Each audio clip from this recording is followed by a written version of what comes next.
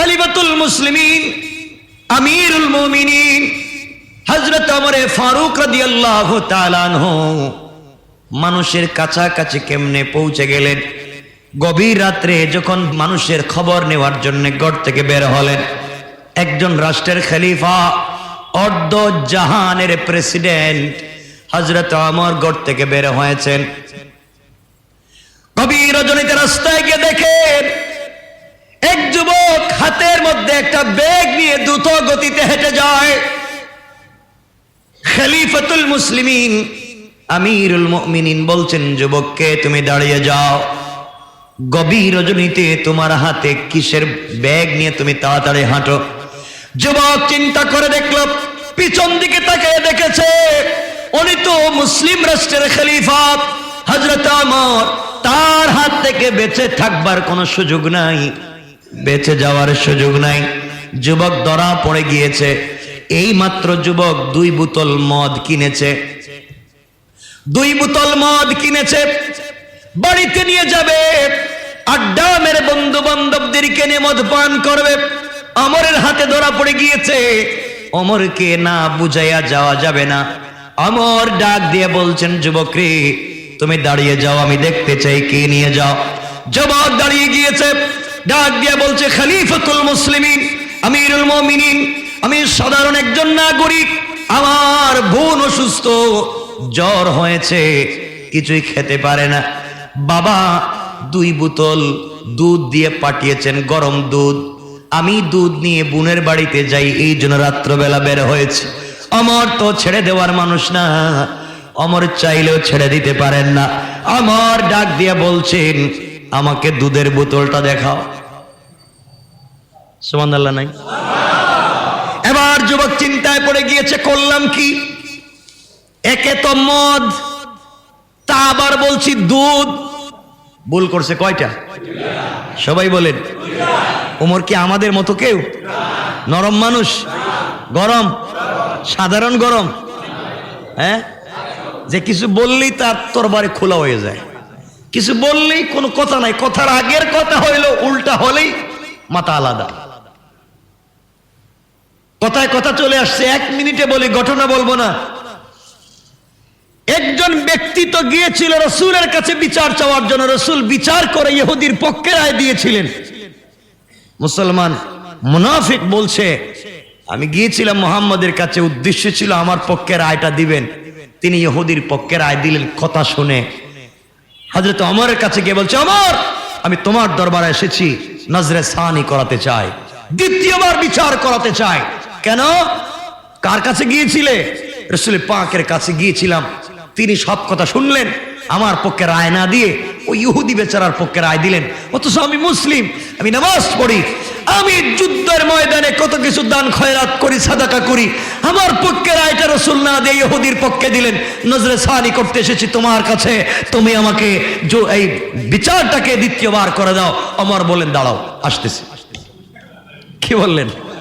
দাঁড়াও। আমি বলে ঘরের ভিতরে ঢুকলেন, তরবারি খুললেন, বের হলেন, ধরলেন তো শরীর থেকে মাথা আলাদা করে বললেন, যার বিচার রাসূলে পাক করে দিয়েছেন, সে আমার কাছে নজরে সানি করতে এসেছে, তার ফয়সালা একমাত্র শরীর থেকে মাথা আলাদা করে দেওয়া। খুব ঠান্ডা মিজাজের মানুষ, কথা বলেন না কেন? ঠান্ডা মিজাজের।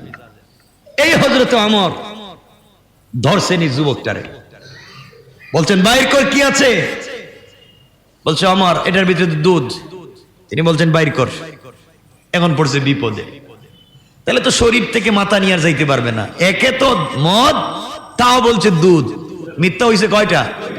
সবাই বলেন। ও বেচারা 2টা মিথ্যা কথা বলে বিপদে পড়ছে, আর আমরা সকালে ঘুম থেকে উঠে ঘুমাতে যাওয়া পর্যন্ত সত্য এই বছর বলছে কিনা এটাও জানি না, পুরো বছরই মিথ্যা কথা কয়, ঠিক না? আমার বন্ধুগণ, হযরত ওমর বললেন, যুবক বের কর। এবার যুবক চিন্তায় পড়েছে, আহারে করলাম কি, কি করলাম, কি অপরাধ করলাম। যুবক এবার বলতেছে, খলিফাতুল মুসলিমিন আমি ব্যাগটা খুলে আপনাকে দুধের বোতল দেখাচ্ছি। এই কথা বলে যুবক যখন একটু নরম হয়ে গিয়েছে, নিচের দিকে মাথা করেছে। ওমর বুঝলেন ও ভাগবে, হাত ধরে বললেন যাওয়ার সুযোগ নাই, বোতল বের করো। যুবক মনে মনে দিলে দিলে আল্লাহকে ডাক দিচ্ছে, আল্লাহকে ডেকে ডেকে বলছে, আল্লাহ বাগে ধরলেও তো অর্ধেক খায়া ছাইড়া দেয়, অমর ধরছে, আজকে বাঁচার কোনো পদ্ধতি আমার জানা নাই। আয় আল্লাহ তাআলা, জীবনে অনেক অপরাধ করেছি, অন্যায় করেছি, মিথ্যা কথা তো অনেক বলেছি, দিন শেষে অমরের আদালতে ধরা পড়ে গিয়েছি। আল্লাহ তুমি জানো আমার বোতলে মদ ছাড়া আর কিছুই নাই, মদ পান করতে কিনে নিয়ে যাই, তাও গভীর রাত্রে নিয়ে যাই, একে তো মদ, তাকে বলছি দুধ। আয় আল্লাহ, ওমরের আদালতে ধরা পড়ে গিয়েছি, বাঁচবার সুযোগ নাই। ওমর জানে না আমার বোতলে কি আছে, একমাত্র তুমি জানো আর আমি জানি। আয় আল্লাহ, তোমাকে কথা দিলাম, এই মুহূর্তে তুমি যদি ওমরের কাছ থেকে আমাকে বাঁচাইয়া দাও রব, কথা দিলাম আজকের পর থেকে আর কোনোদিন মদের বোতলে মুখ লাগাবো না। আল্লাহু আকবার। আয় রব, আজকের পর থেকে মদের বোতলে ঠোঁট লাগাবো না, জীবনের মতো ছেড়ে দিলাম রব, জিন্দগিতে কোনোদিন মদ পান করবো না, শুধুমাত্র কেবলমাত্র আজকে ওমরের আদালত থেকে আমাকে বাঁচাইয়া দাও। আল্লাহ, নির্ঘাত ওমরকে বোতল দেখাতে হবে। আমি আল্লাহ তোমার কাছে ফিরে আসলাম। কিয়ামতের দিনে জবাব দিতে ভয় আমার ভিতরে ঢুকে গিয়েছে। আজকে ওমরের আদালত থেকে আমি বেঁচে যেতে পারি মওলা, কিয়ামতের দিনে তোমার আদালত থেকে বাঁচবার কোনো সুযোগ নাই। ওই বেচারার ভিতরে, যুবকের ভিতরে পরকালীন জীবনের জবাবদিহিতার ভয় ঢুকে গিয়েছে। পরকালীন জিন্দেগিতে জবাবদিহিতার ভয় যখন ঢুকে গিয়েছে, আল্লাহর গোলাম মনে মনে চোখের পানি ছেড়ে কাঁদছে, আল্লাহর কাছে তওবা করেছে, আর অনুনয় বিনয় করে, অপরাধ স্বীকার করে, ভুল স্বীকার করে তওবা করেছে। কথাগুলা শেষ করে এই বস্তা খুলেছে, বস্তা খুলে ভিতর থেকে দুইটা বোতল বের করে ওমরের হাতে দিয়েছে। ওমর হাতে নিয়ে দেখেন একটু গরম গরম লাগে, খুলে দেখলেন, যখন খুলতে গেলেন খুলে দেখেন এই দুইটা বোতলের ভিতরে গরম গরম দুধ রয়েছে। হযরত ওমর বলছেন, যুবক বেঁচে গেলে সত্যিকার অর্থে সত্য কথা বলবার কারণে বেঁচে গিয়েছো, সত্যি তো তোমার বোতলে দেখতেছি গরম দুধ, তাড়াতাড়ি যাও। এবার যুবক দুধের বোতল দুইটা রেখে দিয়া খলিফাতুল মুসলিমিন আমিরুল মুমিনিন হযরত ওমরের পা জড়ায়া কান্না করে, দেখে বলে, খলিফাতুল মুসলিমিন আমিরুল মুমিনিন, আমি মিথ্যা বলেছি, অন্যায় করেছি, অপরাধ করেছি। আমি আপনাকে বলেছি বোতলের ভিতরে দুধ আছে, সত্যিকার অর্থে বোতলের ভিতরে মদ ছিল। আপনাকে প্রথমে ভয় করে মদের কথা না বলে দুধ বলেছি। যখন ধরা পড়ে গিয়েছি তখন জিন্দেগির অপরাধের কথা স্বীকার করলাম। মনে মনে ভাবলাম আপনাকে মদকে দুধ বানাইয়া আপনার হাত থেকে বেঁচে যেতে পারি, কিন্তু আল্লাহ তো দেখতেছেন আসলে এটার ভিতরে মদ। কিয়ামতের দিন রব আমাকে বলবেন, বান্দারে আমাকেও ঠকাইলি, আমার ওমরেও ঠকাইলি। ও খলিফাতুল মুসলিমিন, এই কথা বলে দিলে দিলে তওবা করেছি, রবকে বলেছি, আল্লাহ আর জীবনে অপরাধ করব না, মদের বোতলে মুখ লাগাবো না। এই কথা বলে তওবা করে আপনার হাতে বোতল দিয়েছি। এখন আমিও দেখি মদের বোতলটা কেমনে দুধের বোতল হয়ে গিয়েছে। আল্লাহু আকবার। কে করেছেন? এজন্য আল্লাহ রাব্বুল ইজ্জতুল জালাল এই সূরা শুরু করলেন তাকওয়া দিয়া। তাকওয়া যদি মানুষের ভিতরে ঢুকে যায়, আল্লাহর ভয় যদি মানুষের ভিতরে ঢুকে যায়, আল্লাহ বলেছেন, বান্দারে আমার ভয় যখন মানুষের ভিতরে ঢুকে যাবে, এক সেকেন্ডও লাগবে না, আমি আল্লাহ তাকে পরিবর্তন করে দিতে পারি। কোন ঠিক না? আমার বন্ধুগণ, এই হযরত ওমর ফারুক রাদিয়াল্লাহু তাআলা আনহু একদিন বসছেন, সকল পৃথিবীর মুসলিম মিল্লাতের, মুসলিম জাহানের, মুসলিম রাষ্ট্রের সকল গভর্নর প্রেসিডেন্টদেরকে নিয়ে হযরত ওমর মিটিং করছেন। কে? অর্ধ জাহানের খলিফা হযরত ওমর সকল গভর্নরদেরকে নিয়ে মিটিং করতেছেন। মিটিং এর মধ্যখানে হযরত ওমর বলছেন, আচ্ছা গভর্নরেরা আপনারা বলেন তো তাকওয়া কার নাম? তাকওয়া ওমর কি তাকওয়া জানে না? কথা বলেন, ওমর কি তাকওয়া বুঝে না? না বুঝে কি কালিমা পড়েছে? বুঝে শুনেই কালিমা পড়েছে। ওমর বলছেন, বলেন তাকওয়া কাকে বলে? গভর্নরেরা তো আশ্চর্য হয়েছেন, খলিফা এই কথা কেন বলছেন? কেউ যখন জবাব দিতে পারছে না, ওমরের উদ্দেশ্য হচ্ছে আমি আজকে দেখব আমার গভর্নরদের ভিতরে তাকওয়া আছে না নাই। তারা তো এক একটা দেশের, এক একটা প্রদেশের, এক একটা শহরের গভর্নর, তাদের ভিতরে যদি তাকওয়া না থাকে তাহলে এই দেশের নাগরিক জনগণদের ভিতরে তাকওয়া কেমনে থাকবে? এই জন্য আগেকার গভর্নর নিযুক্ত করা হতো তাকওয়ার ভিত্তিতে, আর আজকালকে নেতা নির্বাচন করা হয় চোর ডাকাত আর মস্তান বদমাইশ হওয়ার ভিত্তিতে। যে যত বড় শয়তান আর নাফরমান হয় সে তত বড় জায়গায় পৌঁছে যেতে পারে। আর আগে নির্ধারণ করতেন তাকওয়াটা কোন পর্যায়ে আছে। ওমর কেমন তাকওয়াওয়ালা আপনারা জানেননি। কথায় তো কথা চলে আসে, কত কথা বলবো, আমি বেশি বলবো না আজকে। কথা কষ্ট হচ্ছে? অসুবিধা হচ্ছে? একটু হাত তুলেন কার কার অসুবিধা হচ্ছে। এত কথা বলবার পরে আপনাদের যদি অসুবিধা হয় তো কথাই বলা যাবে না। অসুবিধা হচ্ছে?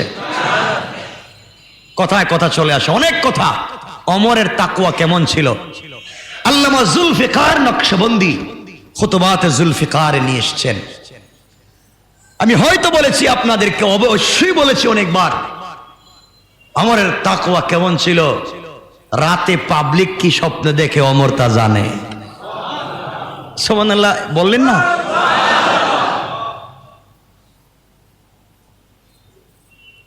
তাকওয়া কার নাম? আমার মুসলমান বন্ধুগণ, গভীর মনোযোগ। খলিফাতুল মুসলিমিন আমিরুল মুমিনিন হযরত ওমর ফারুক রাদিয়াল্লাহু তাআলা আনহুর জামানায় প্রধান বিচারপতি হযরত আলী কাররামাল্লাহু ওয়াজহা গভীর রজনীতে একদিন শুয়ে আছেন, স্বপ্নে দেখেন তিনি রাসূলের পিছনে ফজরের সালাত আদায় করতেছেন। আসতে বললেন কেন? আপনারা কেউ কি রাসূলের স্বপ্নে দেখছেন নাকি? নাই, দেখেন না কেন? অসুবিধাটা কোন জায়গায়? হযরত আলী দেখেন তিনি ফজরের সালাত রাসূল পাকের পিছনে আদায় করছেন। সালাত আদায় করবার পরে নবীজি সাল্লাল্লাহু আলাইহি ওয়াসাল্লাম ফজরের সালাত আদায় করে মুসল্লিদের দিকে তাকাইয়া বসে যেতেন। সবাইকে নিয়ে কিছু জিকির করতেন, তাসবিহ পড়তেন, দোয়া দরুদ পড়তেন। হযরত আলী স্বপ্নে দেখেন রাসূলের পিছনে ফজরের সালাত আদায় করলেন। নবীজি সালাম ফিরাইয়া সবার দিকে চেহারার দিকে তাকাইয়া বসে আছেন। এমন সময় হযরত আলী দেখেন এক মহিলা তার খেজুর বাগানে, খেজুর গাছে পয়লা খেজুর আসছে, প্রথম খেজুর এসেছে, সেই খেজুরটুকুন নিয়ে গাছ থেকে পেড়ে রাসূল পাকের জন্য নিয়ে এসেছে। তিনি স্বপ্নে দেখতেছেন হযরত আলী আলীর হাতে দিয়ে বলছে, আলী রে, আমার বাগানে প্রথম খেজুর গাছে খেজুর ধরেছে, বরকতের জন্য নবীজির কাছে নিয়ে এসেছি, ওটা নবীজির কাছে দাও, তিনি যেন খান, তার সাথী বন্ধুদেরকেও তিনি যেন খাওয়ান। সুবহানাল্লাহ নাই? হযরত আলী স্বপ্নে দেখেন এই মহিলা তার কাছে খেজুর দিয়েছে। তিনি খেজুরের ঝুটাটা হাতে নিলেন, খেজুরের স্তূপটা হাতে নিলেন, হাতে নিয়ে রাসূল পাকের হাতে দিয়েছেন। নবীজি খেজুরের স্তূপ হাতে নিয়ে, খেজুরের জুড়িটা হাতে নিয়ে নিজে মুখে দিলেন, সাহাবায়ে কেরামকে এক একটা করে দিলেন। হযরত আলী বলেন, নবীজি আমাকে একটা খেজুর দিয়েছেন, আমিও একটা খেজুর খাচ্ছি। মহিলা তার খেজুর বাগানের প্রথম খেজুর বরকতের জন্য নবীজির কাছে নিয়ে এসেছে। আজও সাধারণ পাবলিক বরকতের জন্য হুজুরদের কাছে অনেক কিছু নিয়ে আসে। আর হুজুররা বসে বসে শুধু খায়, কথা কন নাকি? হ্যাঁ আব্দুল আজিজ, শুধু মানুষ খায়, হুজুর দেন। নতুন একটা দোকান উদ্বোধন করছে, প্রথম বিরিয়ানি হুজুরে দেয়। গাছে একটা কাঁচামরিচ ধরছে, হুজুর এটা আপনি খান। গাছে একটা পেঁপে ধরছে, হুজুর এটা আপনি খান। গাছে একটা পেয়ারা ধরছে, হুজুর এটা আপনি খান। দেয় না? তো লাভ কি? এই হুজুরদেরকে খাওয়ায় লাভ কি? যারা সত্যিকার অর্থে আল্লাহকে চিনে না, সারা দিন দুনিয়া হারামের ভিতরে বসে থাকে, শুধু দুনিয়া, মানুষের ইবাদত, মানুষের আখলাক, আল্লাহর ইবাদত, আল্লাহর একত্ববাদ, রাসূলের রিসালাতের কথা মনে থাকে না, ঠিক না বলেন? শুধু পাবলিক দিল আর খাইলাম। রাসূলকে দিছে বরকতের জন্য, কারণ আমারে খাওয়াইলে আর বরকত কই পাইবেন? কে বরকত আমাকে খাওয়াইলে? কে বলছে আপনাকে আমাকে খাওয়াতে? আপনি গাছে যদি কিছু ধরে আপনার হাদিয়া দেওয়ার প্রয়োজন হয়, আপনি আপনার মাকে হাদিয়া দেন, আপনি আপনার বাপকে হাদিয়া করেন। গাছের প্রথম জিনিসটা নিজের হাতে মায়ের মুখে উঠায় দেন। রব বলেছেন, আমার পরে আসমানের নিচে জমিনের উপরে মায়ের চাইতে বাবার চাইতে তো ইহসানের জায়গা আর নাই। অবিল ওয়ালিদাইনি ইহসানা। আমরা ইবাদত করবার পরে যদি ইহসান করতে হয়, দয়া করতে হয়, মায়ের করো, বাপের করো, আর ইহসান করতে আমার খাওয়াইতেছ, সব বাদ দেন। এখন আপনারা বলবেন তাহলে খাওয়াই মুকারে। আব্দুল আজিজ মনে মনে কইব তা আমাদের খাবার বন্ধ করে।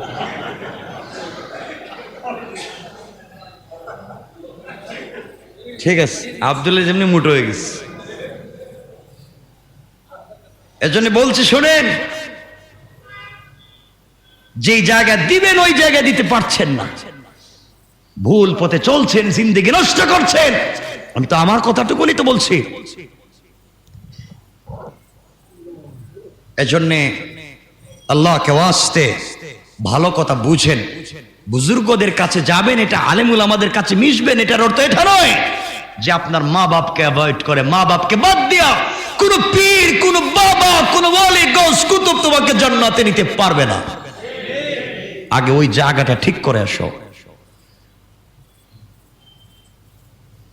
আমার বন্ধুগণ, হযরতে আলী দেখেন, নবীজি খেজুর দিয়েছেন, তিনিও খাচ্ছেন, সবাই খাচ্ছেন। এমন সময় মদিনার মসজিদে আজান হয়ে গিয়েছে, ফজরের আজান। হযরতে আলীর ঘুম ভেঙে গিয়েছে। ঘুম ভাঙ্গার পরে দেখেন রাসূল যে স্বপ্নে তাকে খেজুর দিয়েছিলেন, এই খেজুরের স্বাদ এখন পর্যন্ত তার জিহ্বায় লেগে আছে। আল্লাহু আকবার। হযরতে আলী ওযু করলেন, ওযু করে মসজিদে চলে গেলেন, মসজিদে নববীতে। হযরতে ওমর ফারুক তখন ইমাম। কে? অর্ধ জাহানের খলিফা।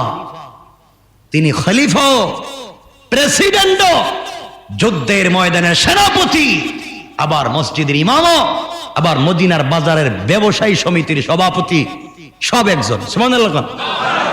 আর আপনারা কবেন হুজুরের কাজ তো মসজিদে বসে থাকা, ও আবার ব্যবসা করবো কেন? হুজুরের কাজ মাদ্রাসায় বসে থাকা, ও আবার গাড়ি চালাইবো কেন? কেন? এটা ইবাদত। মসজিদ মাদ্রাসায় খিদমত করে, এটা চাকরি নয়, এটাকে চাকরি বলা যাবে না, এটা ব্যবসা নয়, এটা হচ্ছে শুধুমাত্র কেবলমাত্র দ্বীনের দাওয়াতের কাজ। এর জন্য একজন আলেমের দায়িত্ব হচ্ছে মসজিদের পাশাপাশি তিনি কোন কাজ করবেন। কথা বলেন না কেন? না খারাপ কথা বলছে?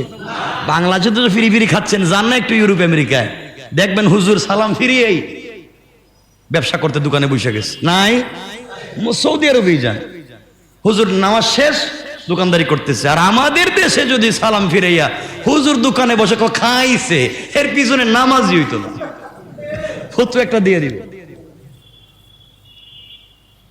আমার রাসূল মসজিদে নববীর ইমাম, মসজিদে নববীর খতিব, মসজিদে নববী কমিটির সভাপতি, মদিনার বাজারের সবথেকে বড় ব্যবসায়ী, সে রাসূল যুদ্ধের ময়দানে সেনাপতি, সে রাসূল আল্লাহর পক্ষ থেকে পয়গম্বর দূত, এত কিছু তিনি করতে পারলেন, রাসূলকে তো আল্লাহ বলছেন সূরা ইনশিরাহ খুলেন, সূরা ইনশিরাহ 30 নম্বর পারা, আলাম নাশরাহ লাকা সাদরাক খুলেন, শেষ দিকে পড়েন। আল্লাহ বলছেন ফাইদা ফারাগতা ফানসাব, আপনি যখন ফ্রি হবেন ফানসাব, কাজ করেন। কি করেন? আবার বলা লাগবে, কি করেন? সবাই বলেন কি করেন?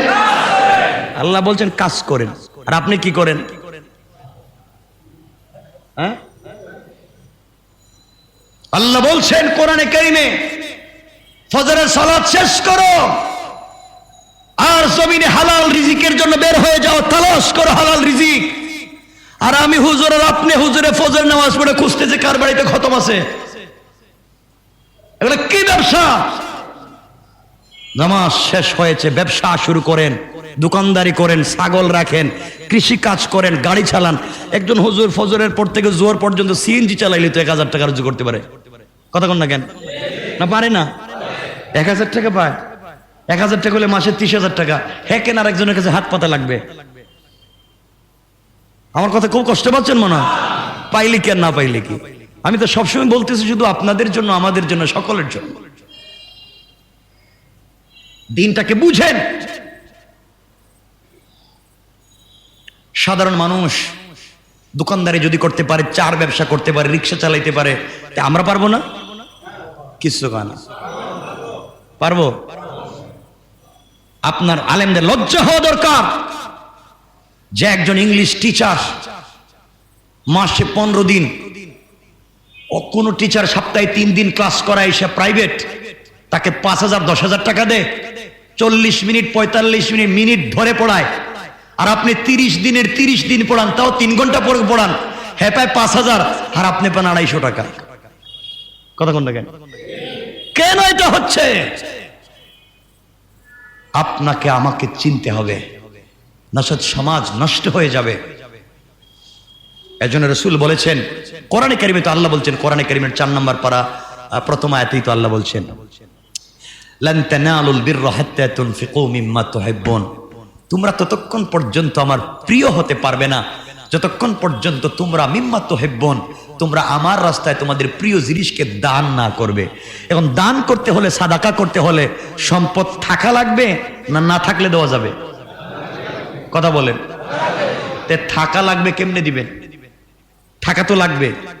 এজন্য একজন আলেম, একজন দাওরায়ে হাদিস পড়বার পরে, কামিল করবার পরে ট্রাক চালাইলে আপত্তি আছে? কিছু কন? হ্যাঁ, ট্রাক চালাক, বড় বাস চালাক, প্রতিদিন 2,500 3,000 টাকা দিব, এটা তো কাজ। আপনি আমি এতদিন মাদ্রাসায় পড়েছি, দিন শিখেছি, দিন তো আমার বাস্তব লাইফে প্রতিষ্ঠা করব। কাজ করেন। তো আপনারা বলবেন সবাই যদি কাজে লাইমা যায় তাহলে দিনের কাজ করবো কে? দিনটাকেও নিজের কাছাকাছি রাখেন। আমি আজকে আমার কাছে 2টা প্রশ্ন ছিল, উত্তর দিচ্ছি না কারণ এই সময়টুকুন আমার কাছে নাই। সময় করে 2টা প্রশ্নের উত্তর হয়তো দিতে পারি। আমার কাছে প্রশ্ন এসেছে, আর এটা অনেক কোন এলাকা, এটা আমি নাম বলবো না, আপনারা আবার লাগাই দিবেন, এটা আবার ঝামেলা। কন্ট্রাক্ট ম্যারেজ, কন্ট্রাক্টে বিয়ে কি? নাউজুবিল্লাহ কি? আরে এমনও এলাকা আছে, এলাকায় 90 জনের 100 জনের 90 জন কন্ট্রাক্ট ম্যারেজ করে বিদেশে যাচ্ছে। এয়ারপোর্টে গিয়ে একদিকে বউ একদিকে স্বামী, মানে বিয়া শেষ, এয়ারপোর্ট পর্যন্ত পাসপোর্টে কন্ট্রাক্ট। ঠিক আছে না নাই? বলছি না, আমি বলবো, সময় করে এটার উত্তর দিব। Contract marriage. যাই হোক, কষ্ট পাইলেন? অসুবিধা হয়েছে? আচ্ছা, যাই হোক, হযরতে আলী বলতেছিলাম, নামাজ পড়তে গেলেন, ওমরের পিছনে ওমর ফজরের ইমামতি করলেন। আমার মুসলমান বন্ধুগণ, গভীর মনোযোগ। হযরত ওমর ফজরের ইমামতি করলেন, ফজরের ইমামতি করলেন। হযরতে আলী রাদিয়াল্লাহু তাআলা আনহু ওমরের পিছনে ফজরের সালাত পড়লেন। সালাত পড়ে বসে আছেন আলী রাদিয়াল্লাহু তাআলা আনহু, বসে আছেন। হযরত ওমর বসে বসে পাবলিকের দিকে তাকাইয়া তাসবিহ পড়তেছেন। এমন সময় একজন মহিলা হযরত আলীর কাছে এসে বলছে, আলী আমি এসেছি আমার বাগানে, খেজুর বাগানে প্রথম গাছে খেজুর ধরেছে, কিছু খেজুর নিয়ে আসছি, আপনি এগুলা নেন, হযরত ওমরের কাছে দেন, তিনি যেন খান, তার বন্ধু বান্ধব সাথীদেরকে যেন খাওয়ান। হযরত আলী খেজুরের স্তূপটুকুন হাতে নিলেন, ওমরের হাতে দিলেন, ওমর একটা একটা করে সবাইকে বন্টন করে দিচ্ছেন। হযরত আলীকে একটা খেজুর দিলেন, আলী খেজুর খেয়ে বললেন, ভাই ওমর রে, খেজুরের স্বাদ তো জবরদস্ত স্বাদ আছে, আপনি চাইলে আমাকে আরেকটা খেজুর দিতে পারেন না, আপনি আমাকে আরেকটা খেজুর দেন। হযরত ওমর দাঁড়িয়ে গেলেন আর বললেন, ভাই আলী, ও আলী, তুমি আমার কাছে আজকে আরেকটা খেজুর চাও? স্বপ্নে রাত্রবেলা নবীজি তোমাকে একটা খেজুর দিয়েছেন, আমিও তোমাকে একটা দিলাম, নবীজি যদি দুইটা খেজুর তোমাকে দিত, আমি ওমরও তোমাকে দুইটা দিতাম। আল্লাহু আকবার। আলী আশ্চর্য, স্বপ্ন দেখলাম আমি, এখন পর্যন্ত কারো কাছে বলিও নাই, ওমর জানলো কেমনে? কাশ তার নাম, কলবকে ওই জায়গায় পৌঁছে দেন, রুহানিয়ত পয়দা করেন, ঈমানকে তাজা করেন, তাকওয়ার জায়গাটাকে কমপ্লিট করেন, তো আপনি ওমরের মতো জানতে পারবেন। সুবহানাল্লাহ বলেন। কেমন তাকওয়া ছিল এই ওমর! জিজ্ঞাসা করতেছেন গভর্নরদেরকে, বলো তাকওয়া কার নাম? কেউ যখন দাঁড়াচ্ছেন না, হযরত উবাই ইবনে কাব রাদিয়াল্লাহু তাআলা আনহু দাঁড়িয়েছেন। উবাই ইবনে কাব তো আরেক কথা, উবাই ইবনে কাব এমন একজন সাহাবী যিনি 7 কেরাতে কোরআন শরীফ পড়তে পারতেন, 7 ভাবে কোরআন শরীফ পড়তে পারতেন। হযরতে আল্লাহ পাক রব্বুল ইজ্জত ওয়াল জালাল রাসূল পাককে বলছেন, আপনি উবাইয়ের কাছ থেকে কোরআন তেলাওয়াত শুনেন। সুবহানাল্লাহ বললেন। হযরত উবাই ইবনে কাব রাদিয়াল্লাহু তাআলা আনহু বলছেন, ওমর খলিফাতুল মুসলিমিন, আপনি কি সত্যি তাকওয়া জানতে চাচ্ছেন? ওমর বলেন, আমি জানতে চাই তাকওয়া কার নাম। উবাই ইবনে কাব বলছেন, ওমর আপনি কি কোনোদিন কণ্টকা কীর্ণ পথ, কাটাওয়ালা পথ, সাপ বিচ্ছুর পথ, এমন পথ দিয়ে কি কোনোদিন হেঁটেছেন? ওমর বলছেন, কেন হাঁটবো না, জীবনে কত বন জঙ্গলে হাঁটাহাঁটি করেছি, কীট ছিল, সাপ ছিল, বিচ্ছু ছিল, বড় বড় অনেক কত কিছু ছিল, কাটা যুক্ত রাস্তা দিয়ে হেঁটেছি, কেন হাঁটবো না? উবাই ইবনে কাব বলছেন, আপনি বলেন এই কাটা যুক্ত রাস্তা দিয়ে হাঁটবার সময় আপনি কেমনে হেঁটেছেন? আমার জবাব দিচ্ছেন, উবাই ইবনে কাব, আমি হাঁটতে গিয়ে আমার কাপড়গুলাকে এমন ভাবে আমি আটকে ধরেছি যেন আমার শরীরে একটা কাটা বিধুক্ত, দূরের কথা আমার কাপড়েও যেন কাটা না লাগে।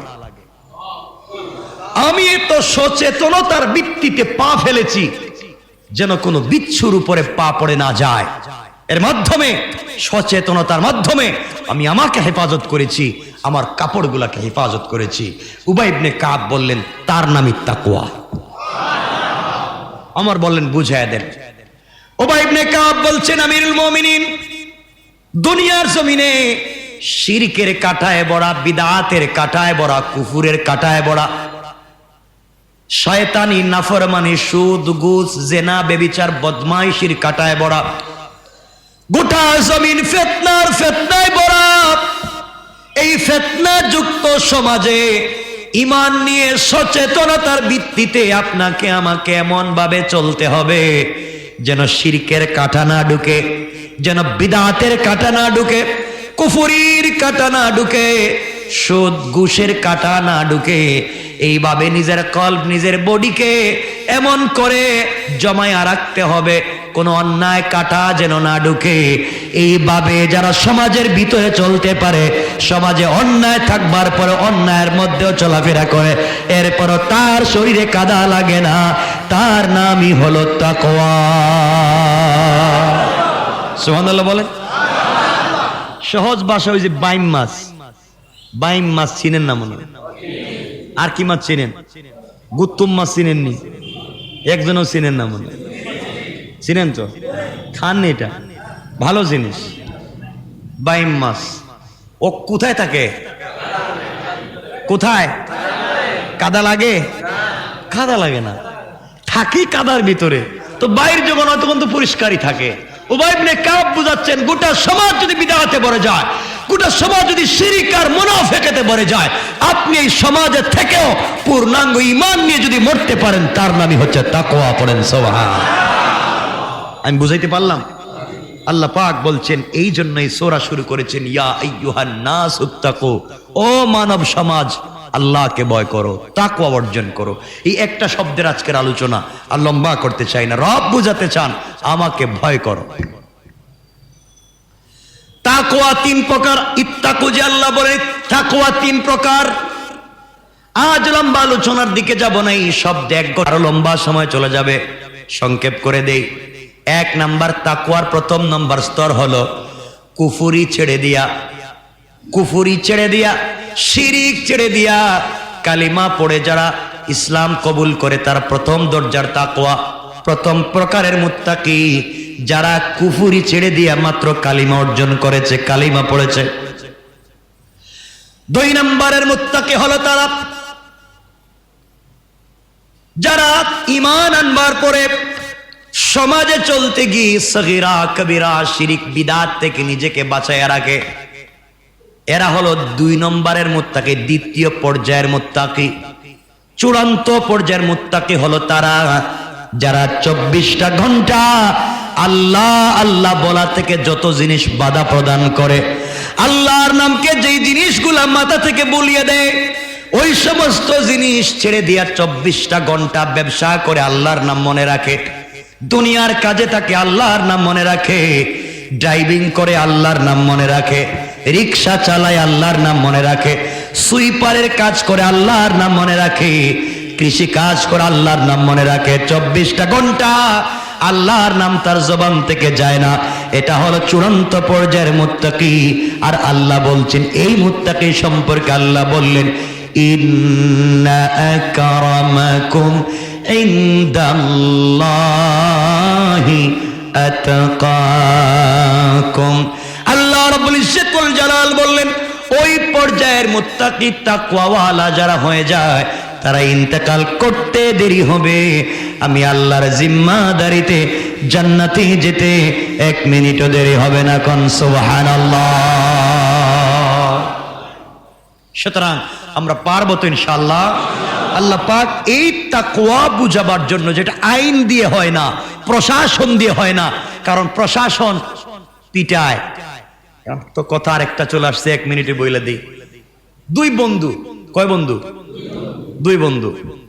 একজন রে ধরছে পুলিশ, একজন রে আবার কোন একজন রে পুলিশ, আর আরেকজন রে ধরছে তবলিগওয়ালা। দুইজনে নিয়ে গেছে গা। পুলিশের নিয়া এমন পিটানি দিছে জেলের ভিতরে, তুই চুরি করস কে? ও মাইর খায়া যেদিন জেল থেকে বাইর হইছে, আগে ছিল চুর, এখন হইছে ডাকাইত। কি বুঝলেন? ডিমোশন হইছে না প্রমোশন হইছে? আগে ছিল চুর, এখন হইছে ডাকাত। আগে শুধু অন্ধকারে ডাকাতি করতে, এখন ডাইরেক্ট দিনের বেলা যা আছে দেন। তার মায়ের খাইতে খাইতে চামড়া শক্ত হয়ে গেছে। আর যে বেচারার তাবলীগ ওয়ালারা ধরছিল বা আল্লাহ ওয়ালারা ধরছিল, একটা কথা বললাম, ওই বেচারা আল্লাহ ওয়ালাদের সোহবতে থাকতে থাকতে কিছুদিন পরে দাড়ি দুড়ি রাইকা তাসবিহ হাতে নিয়ে নিজে আল্লাহ ওয়ালা হয়ে গেছে। সুবহানাল্লাহ বলেন। কারণ পুলিশ পিটায় কই? চামড়ায়। পুলিশ কোথায় পিটায়? কথা বলেন, কোথায়? আর সমস্যা চামড়ায় না ভিতরে? কথা বলেন, সমস্যা চামড়ায় না ভিতরে? ভিতরে। এই জন্য চামড়ায় পিটায় লাভ নাই, আমাদের কাজ করতে হবে তাকওয়ার কাজ, কলবে। এই জন্য আল্লাহ ওয়ালারা ধরলে চামড়ায় পিটায় না, কলবের ভিতরে রবকে ঢুকায় দেয়। পড়েন সুবহান। আমরা পারবো তো ইনশাআল্লাহ। আজকের মতো কথা আর লম্বা করতে চাই না। আল্লাহ যদি তৌফিক দেন, তাকওয়াকে নিয়ে আমরা আরো কিছু কথা বলবো ইনশাআল্লাহ। 1 মিনিট সময়, কারো যদি কোনো প্রশ্ন থাকে ব্যাপারে বলতে পারেন। আছে কারো প্রশ্ন? কারো কিছু জানার আছে? নাই? আমি জরুরি একটা কথা বলবো, মনোযোগ দিয়ে শুনেন। আমি জরুরি একটা কথা বলছি, শুনেন। এই যে একটা গজবের নাম হচ্ছে ইন্টারনেট, ফেসবুক, কিসের নাম? কি এর নাম? গজবের নাম। যে বেচারা 1-2 পড়ে, ক্লাস 8-5 পড়ে, মাদ্রাসায় মাত্র মক্তব শেষ করছে, হে এমন লম্বা লম্বা ফতোয়া দেয়, মনে হয় কোন মুহাদ্দিস। কথা কন না কেন? আর এত সুন্দর সুন্দর বাণী শোনায়, বাস্তব লাইফে এগুলা কিচ্ছু নাই। আছে না নাই? এই হুজুরের বিরুদ্ধে, ওই আলেমের বিরুদ্ধে, ওই জিনিসের বিরুদ্ধে গুজব ছড়ানো, গালাগালি ছড়ানো, এগুলা কি? সারা দিন শুধু এই ফেসবুকে সময় না দিয়া কিতাব পড়তে সময় দাও, আল্লাহ ওয়ালাদের পাশে বসে জিকির করো, আল্লাহর ওলি হয়ে যাওয়ার সম্ভাবনা আছে। ঠিক কিনা বলেন? এজন্য আমিও দেখলাম আমার নামে, আমি জীবনে এগুলো বুঝি কম, আমি খুব অনলাইনে থাকি না, সবাই জানেন আমি এগুলো বুঝি কম, বা আমার এগুলা তো সময় দেওয়া এটা আমার দায়িত্ব মনে করি না, আমার অনেকগুলো কাজ আছে সমাজের। কিন্তু আমার নামে শখানিকের উপরে আইডি এবং পেজ খুলে রাখছে কারা? শখানিকের উপরে আমার ফটো দিয়া, আমার নাম দিয়ে চালাই দিতেছে। হারাম। যারা আমার নামে এগুলা করতেছেন, কেউ যদি থাকেন, আমার কথা যত দূরে যাবে, হারাম। আমার নামে যারা এগুলা করতেছেন, করতে করতে এমন হইছে পাবলিকের সাথে আমার কাছে, আমার বন্ধু বান্ধব, আজকে কেন কথাগুলো বলতেছি, এক সপ্তাহে আমার কাছে যা ডকুমেন্ট জমা হয়েছে, যে আমি মনে করে আমার বন্ধু বান্ধবদের সাথে কথা বলে, চ্যাট করে, আমি হুজুর বলছি, তা আমার জিন্দিগিতেও তো কারোর সাথে চ্যাট করি না। কেউ বলতে পারবে না যে আমি মেসেঞ্জারে কারোর সাথে কথা বলছি 1 মিনিট, কেউ বলতে পারবে না। কিন্তু দেখা যায় আমি হইয়া চ্যাট করতেছে, কথা বলতেছে, চলতে আছে কাজ কারবার, অত বাস্তবে তো আমি না। এজন্য যারা এগুলো হারাম কাজ করছেন, হারাম হারাম হারাম, আল্লাহকে ভয় করেন, ওগুলো থেকে ফিরে আসেন। আজ না হয় কাল যদি একটা ইলেকট্রনিক্স ডিভাইসের মাধ্যমে অন্যায়গুলো করবার কারণে যদি কোনো অন্যায় হয়ে যায়, তাহলে বাংলাদেশের আইন আছে ডিজিটাল অ্যাক্ট, মাথায় রাখবেন, ডিজিটাল অ্যাক্ট। এই সাইবার ট্রাইব্যুনালে যদি আমি মনে করি কোন অন্যায় হচ্ছে, আমি কিন্তু হয়তো আইনের দ্বারস্থ হতে পারি, কারণ আমার পিকচার ব্যবহার করে, আমার ছবি ব্যবহার করে, হোয়াটসঅ্যাপ থেকে আমার ছবি নেয়, হোয়াটসঅ্যাপ থেকে আমার ছবি নিয়ে ওইটাকে ফেসবুকে দিয়ে দেয়। হুজুর, এই কাজগুলো হচ্ছে বিভিন্ন নামে বেনামে। এজন্য বলছি, আবার বলে দিচ্ছি, আমার নামে একটা পেজ আছে, মাত্র একটা পেজ। এখানে অনেক আছে, এটার অ্যাডমিন যারা চালায় আমার নামে, যার ফলোয়ার 1,53,000, ওটা ছাড়া আমার কোনো পেজ নাই। আর একটা বাংলা, একটা ইংরেজি আইডি আছে, ওরা চালায়, ওরা দেখবেন অনেক ফলোয়ার, কিন্তু আমার ফটো দিয়া ধুমাইয়া ফটো ছাড়তেছে। মাহমুদাবাদী বলেছেন এ কথা, নাউজুবিল্লাহ মিন যালিক। এজন্য যারা মিডিয়ার বাইরে আছো, তোমাদেরকে বলছি, উল্টাপাল্টা থেমলাইন দেওয়া যাবে না। উল্টাপাল্টা লেখবা তো মামলাও খাইতে পারো। ঠিক বলি নাই?